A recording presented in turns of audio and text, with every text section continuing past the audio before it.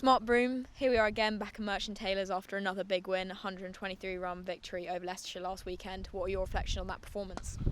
A brilliant team performance with some standout individuality with both bat and ball.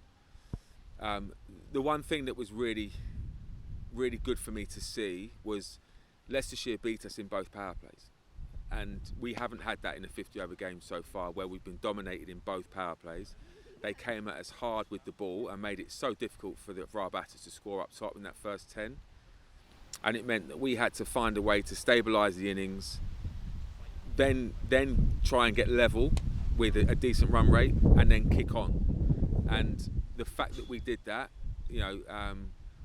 Ari coming into the side brand new. I mean, she's a quality cricketer anyway, but coming into the side brand new and realising that it probably wasn't the day where she could go out and play the shots that she wants to play and with the freedom that she plays, for her to knuckle in and bat for such a long period of time and basically secure an end while Saskia went on and just, batted as well I've seen her play all year, to be honest.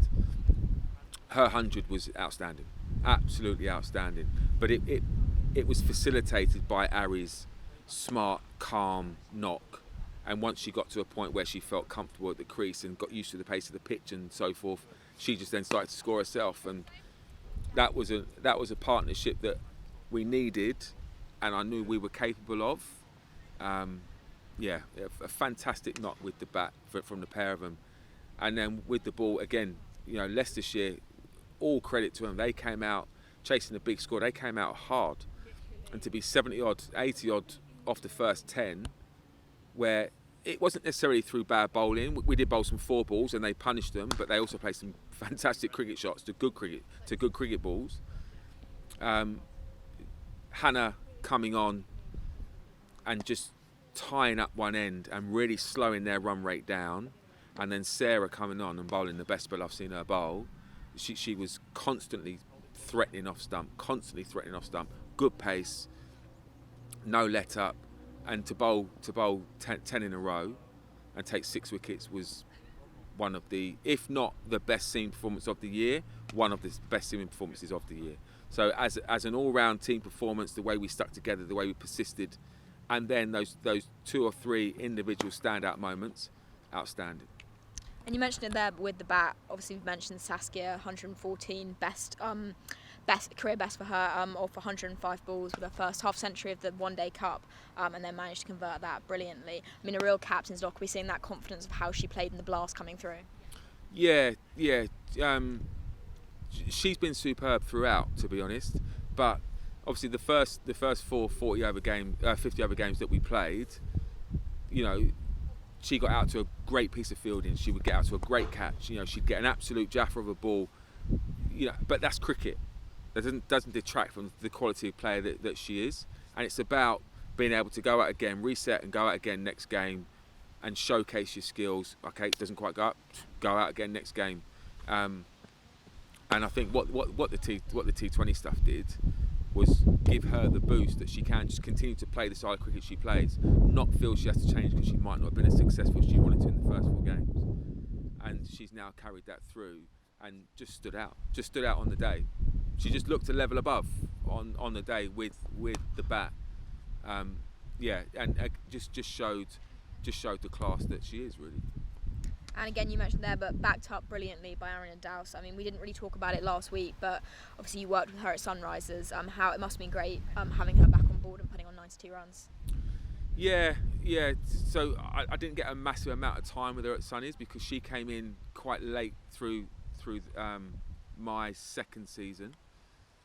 And the second time I got to see her batting a game, she scored the first ever Sunrisers 100. And it was from there you go, okay, this girl can play. It was against Blaze. Blaze were firing at the time. It was at Loughborough. It's an away game. She's in a new side, in a new environment, in a new team, trying to make a point for herself. And she went out with Scribb and they batted beautifully together. And that highlighted the type of player that she is. She then had, she's had a real tough year last year, and then going into this year as well with her concussion. To then come into the side, which again is a new side for her. She knew a couple of players. I think she knew Finty quite well, but to come into the side for a one-off game, but play the way she played, have the ability to identify her role very quickly. She recognised that very quickly, and then play to that role, support Saskia while she was there, and then take the initiative when she needed to towards the back end of the innings.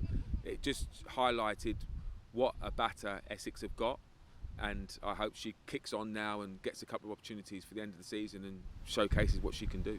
Of course, with the ball, I mean, not the first time, had to be patient with that, winning that first wicket, and Nish deserved credit for getting those opening two batters. And Sarah, of course, you mentioned it, but it is the top current best figures in the league at the moment. I mean, for such a young player, it must have been great to see that performance. Yeah, so she's been the standout seamer over the last few weeks, to be honest.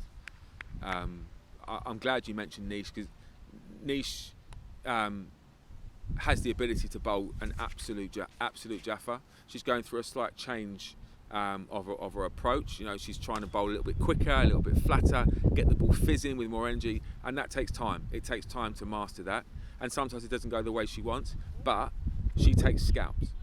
She takes absolute scalps, Nish does. And she's probably got more scalps, as in big players in the opposition that we're after. She's probably got more than anybody else this season. And obviously amongst that, there are going to be times when she has slight difficulties getting her line and her length right because of the timing, but that's the process and that's the journey that she's on. And she ends up going around the park. She doesn't sulk, she doesn't stress, the smile doesn't lose her face. She gets the job done, she comes off and she goes again in training. Outstanding. But you know, Sarah probably got the reward this week for the hard work she's put in over a consistent amount of time. And to take a six for on a good batting track.